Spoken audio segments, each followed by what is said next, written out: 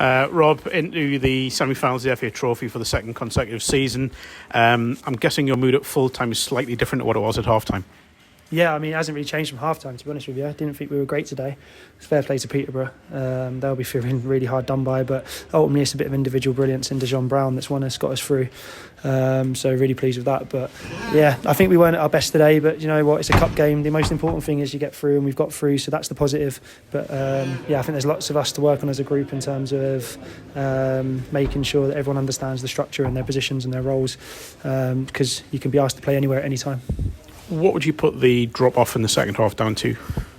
I think it's just Peterborough being direct, and we didn't handle that, and we didn't keep the ball enough to stop them going back to front. A little bit of fatigue, I suppose. It's getting to that time of the season now. The pitch is heavy. We're playing a lot of games, a lot of travelling, but everyone's doing the same thing, so we've got to be able to combat that. Obviously, we're trying to rotate the team as much as possible, and fair play to your likes of Regan, who's just coming back. Wormo's playing a lot of minutes. Mamadou. Tink's coming back as well, so you know we've got tired players out there. We've got players who haven't had as many minutes as we'd like, but you know that's football. You're never in the perfect condition, never in the perfect shape.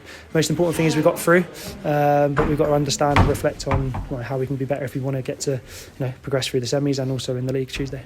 You mentioned him before, but Dajaune Brown, a stunning hat-trick. Yeah, brilliant. I think there's going to be lots of calls to play him and start him and stuff, but I think the best thing with Dajaune is you saw the brilliance and obviously the naivety and the fact that there was lots of other opportunities for him, and in terms of holding the ball up in his play. But I love it because he works so hard for the team and he's got a goal in him, and yeah, what a fantastic return over the last few weeks. So he definitely gives you something to think about. But no, we can't sort of get carried away too much. He's still an 18-year-old who's coming here to learn men's football, and we've got to be able to develop him the right way.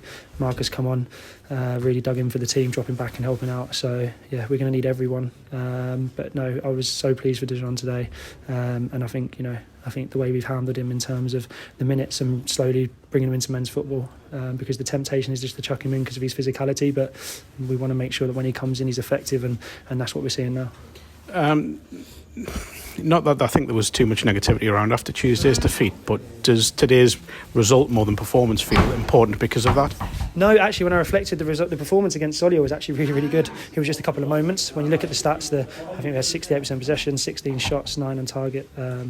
Everything we asked the lads when we watched the game back, because of the emotion of the night. I mean, you take that away and watch it on the video, I was actually really pleased, and I think it was just that individual bit of quality. So it's just up to us as a group now to take on that responsibility and make sure that we nail it down, get back to basics, get back to structure, and have a big push for the rest of the season.